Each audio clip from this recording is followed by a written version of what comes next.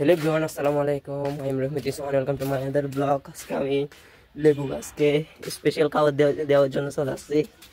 এগুলো হচ্ছে গাছের স্পেশাল খাবার।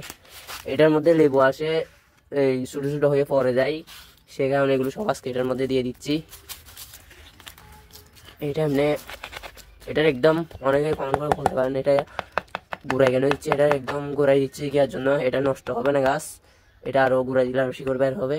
আর লতা জাতীয় গাছে যদি দেন গোড়া নষ্ট হয়ে গাছ মারা যাবে। আর লেবু গাছও এরকম কালো হলে দিবেন যে গোড়ায় এরকম আপনার এরকম সবুজ হলে দিবেন না। আর দেখবেন মাশাআল্লাহ গাছের মধ্যে ফুল আসতেছে, দেখি লাগে কিনা।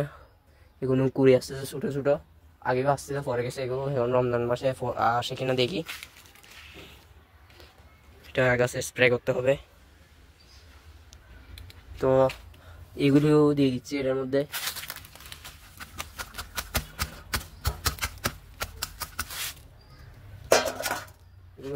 এগুলো আমি না দিই, দেখে আমার আম্মু আসে দেয় এখানে ছাদের মধ্যে, গাছ অন্যান্যগুলোর মধ্যেও আর লতাগুলোর মধ্যেও দেয়।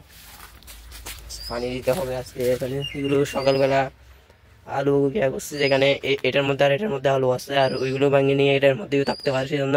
আর মেন ওইখানেও আলু আছে, এখানে দুইটা আছে আলু। এখানে আপনার ওইটার মধ্যে তিনটা নাকি চারটা, এটার মধ্যেও এরকম আছে। এটারটা একটু বড়।